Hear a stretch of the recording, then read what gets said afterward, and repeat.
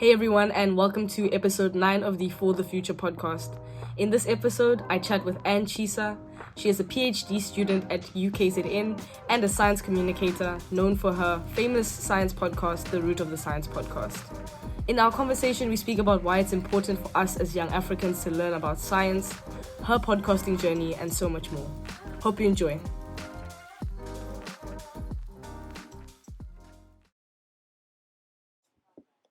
Okay, so thank you so much, Anne, for taking the time to come on my show today. It's really an honor and a pleasure to speak to you. Thank you so much for having me. I'm really excited to chat with you today. So keen. Great. All right, so my first question for you is, could you explain a bit to the audience who you are and what is your story? Okay, cool. So my name is Anne Chisa. I am a science communicator and I am also a PhD student at the University of KwaZulu-Natal doing my PhD in crop science. In terms of the science communication aspect, specifically, I am the founder and the host of the most amazing podcast in the world. I'm the host of the Root of the Science podcast. So that podcast aims to amplify the voices of Africans in STEM all over the globe. So that's short and sweet about me. Wow. Wow, that's quite incredible to have such interesting explorations, and it's definitely not a traditional career path. Yeah. Yeah. So in terms of pursuing a PhD, most people they kind of like do an undergrad and then they go straight into the working world. So what made you decide to go further into academia and research and pursue a PhD? Well, I'll be frank. I always knew I wanted to do my master's, and I think um, after my master's, everybody was like, "Oh, so you're gonna do a PhD?" It's always seemingly to be the next choice. So my degree was initially a 4-year degree, which was honors inclusive. I did a Bachelor of Science in Agricultural Plant Sciences. Then afterwards, I wanted to get my master's done. And in the back of my head, I wanted to be called Dr. Anne. That was always something which, I wanted to do. And I'll also say that my dad is also a doctor. He's also an academic. So I grew up around academics. So I kind of knew that this would probably be my journey. But I will be frank that my master's was kind of difficult. It was a completely new change from doing undergrad or your normal way. I'm working with other students and we studying and we writing exams. My master's was something obviously different. It was something solo and afterwards, I will be honest, I was like, I don't want to do this, so I thought I wanted to. After I finished, I was like, I'm not coming back, I'm done. So I thought I wanted to work straight after my master's, but I finished my master's, when was it? Like, finally, everything submitted was around that first week of March 2020, before the third week of March where the whole world went into right before the pandemic. So so I was like, okay, let me try applying for jobs, and at that point everything was so uncertain. People were not really sure what's going to happen during the pandemic, how long the pandemic was going to take. So the most certain route that I had was doing my PhD, and it kind of felt natural. Like I said, I always sort of knew that this is something that I want to do. So in terms of getting into my PhD, I was like, okay, cool, I can just continue this journey and get my doctorate done. And and also the love for the research was also always there as well. But I had a moment where it wasn't, but which is natural. It happens during this journey. But it was always in the back of mind that this is obviously something that I want to do. Wow, that's quite interesting. So it was kind of like a combination of growing up with people who were in the academic space, and also just the fact that COVID made it such that the PhD was the most obvious thing to pursue. Yeah, yeah, definitely. In terms of the work that I do, I think visibility is so important. So for me, seeing people become doctorates or acquiring a PhD was something that I saw. My dad had friends who were lecturers, who were professors, so it was something that I knew that this is something that I could do. Granted, I didn't see a lot of black women, it was mostly men, but it was something that I knew, okay, this is something possibly that I could do. And yeah, like we said, the pandemic, it was sort of like, okay, what could I do? But also, that's another whole story of trying to do a PhD during the pandemic was also just, I don't know if it was like a good or bad thing because that also had its Yeah. own challenges. But yeah, that's how I officially got into it. Like seeing people who inspired me to be like, okay, this is something that I could actually do. Yeah, that definitely makes sense. And linking to something that you mentioned, linking to representation in particular. I wanted to speak to you about your podcast in particular, the Root of Science podcast. And you mentioned before that the one of the reasons you started the podcast was to to have more representation of Africans in science. And so kind of linking that to you and studying in science and like not seeing black women in the field of science, why do you think that it's so important to have African representation, women representation, and so on in the world of science? Oh man, I think it's so important because it's very hard for somebody to aspire to to do something that they don't know actually exists, right? So it's important to have that representation or visible role models, as I always say, of people who look like you, of people who sound like you, of people who come from the your places where so that's the main reason why one of the main reasons why I did it.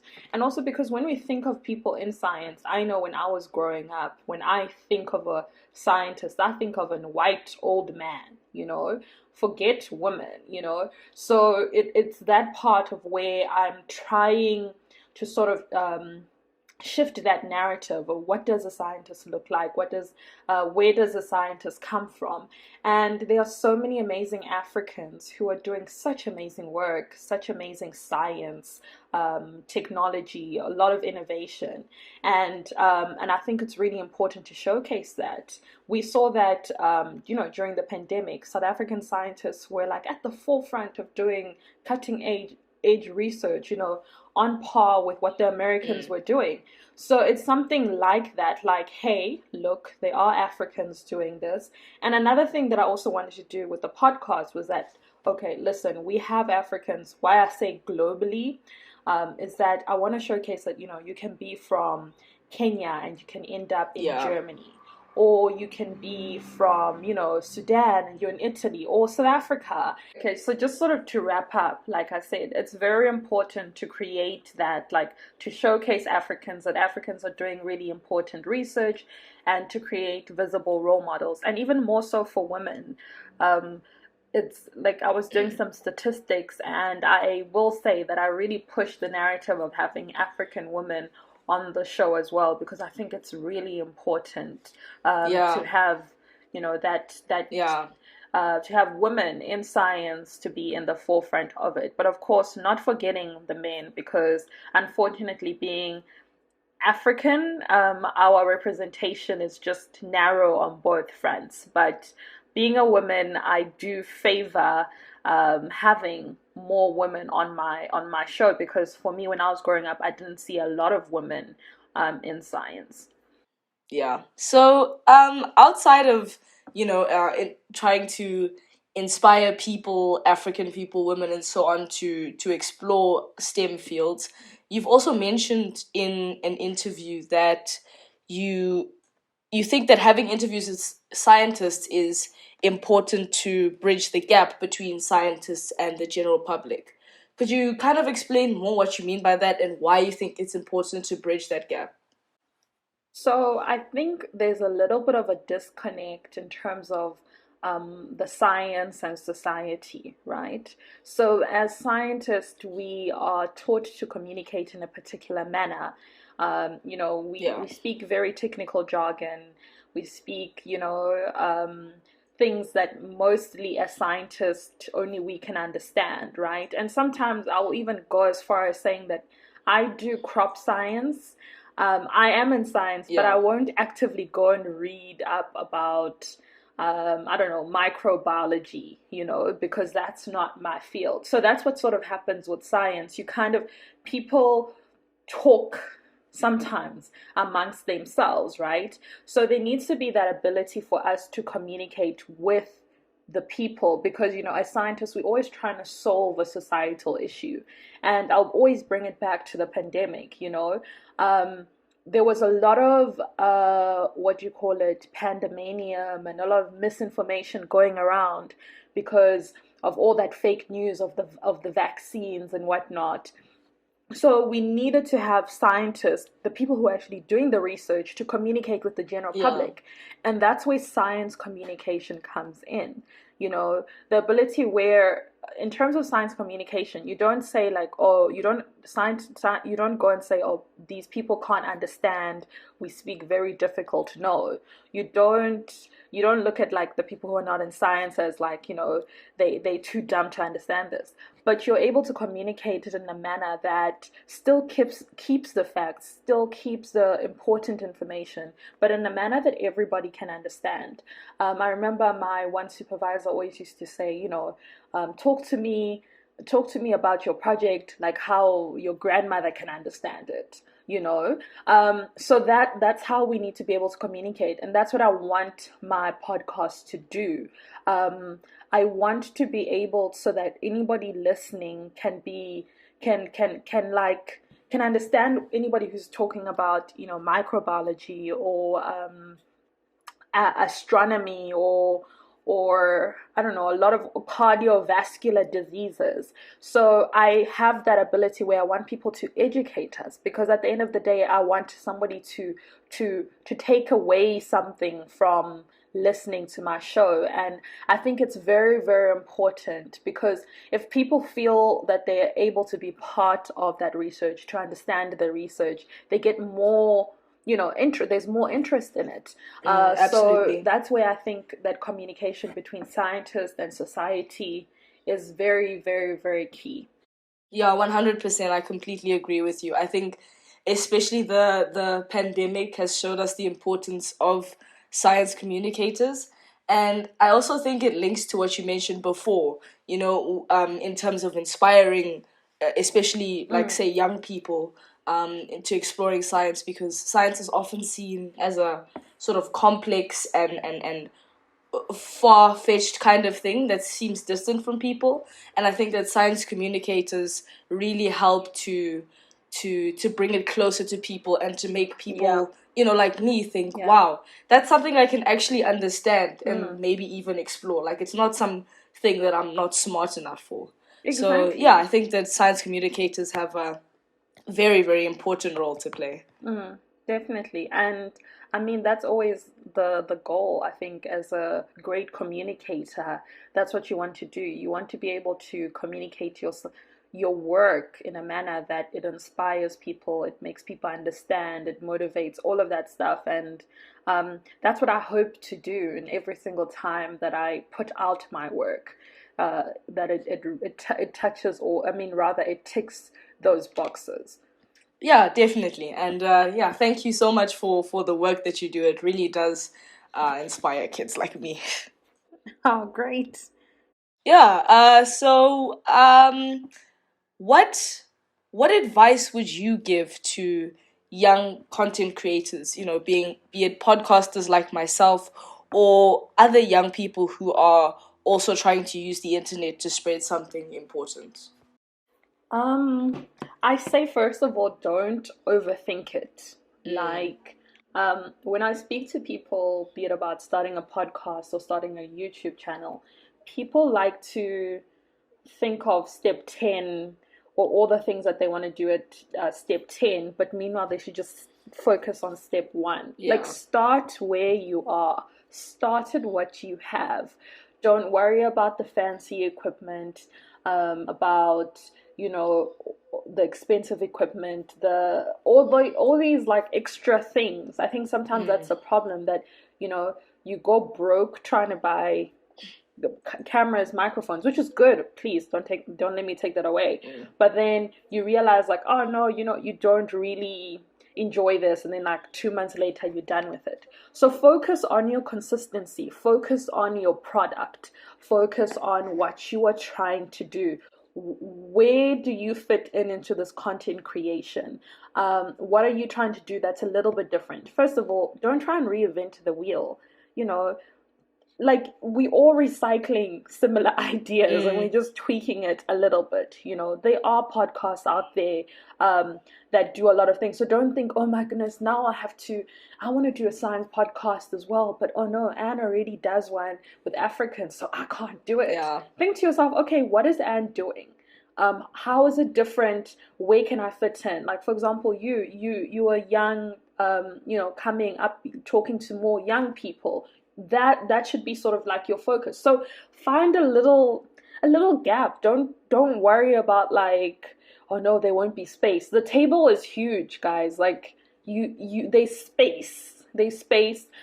Reach out to the people who you admire. Send that DM, send that email, speak to them and say, hey, I want to do whatever you're doing. How can I how can I get into it? I know for me, that's what I do. I call myself the DM queen. I will DM you, I will ask you questions, I will email you.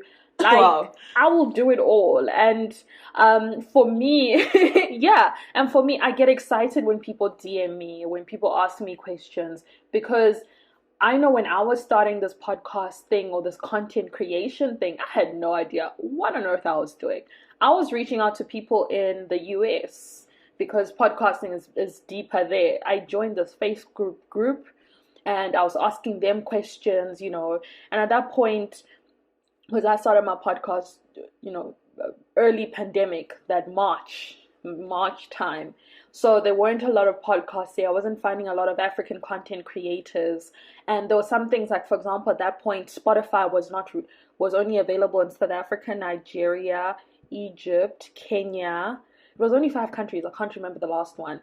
So in my other parts of, like, Africa, let's say Malawi or Zimbabwe, people were not able to access my podcast. Yeah. Or the people in the US were mainly focused about Apple Podcasts. And I'm like, oh no, wait, I don't even have an Apple iPhone.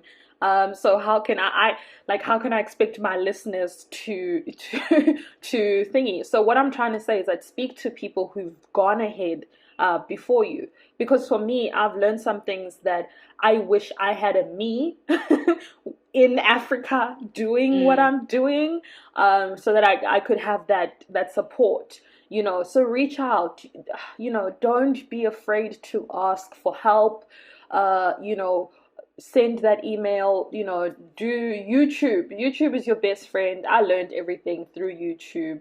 And just remain consistent.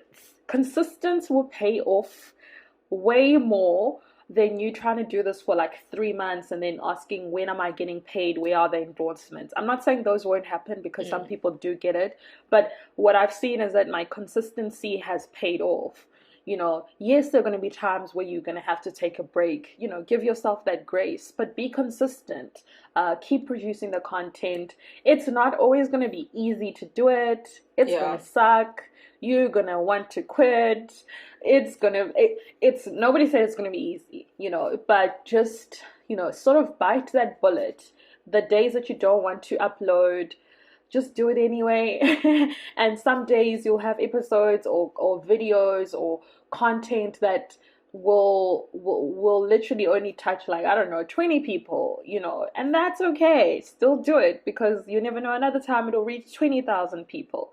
So just consistency, reaching out to people, and don't be so focused with like getting everything perfect. I think are my main three advices that I can give to people. Like if you can just start wherever you are. You'd rather start and somebody's like, oh, okay, you know what? This person is at least started. How can I help them? And take it from there. Yeah, wow, that's definitely some really incredible advice that I think can help a lot of young people, and especially myself, kind of starting in this space.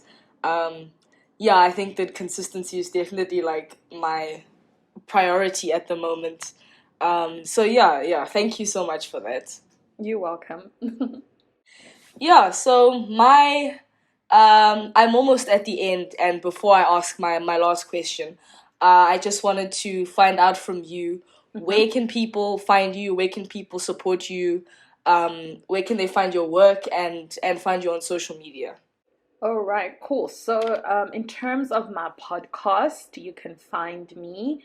Well, you can find it on social media at on Instagram and Twitter at Root of Sci Pod. So that's SCIPOD on Instagram and Twitter.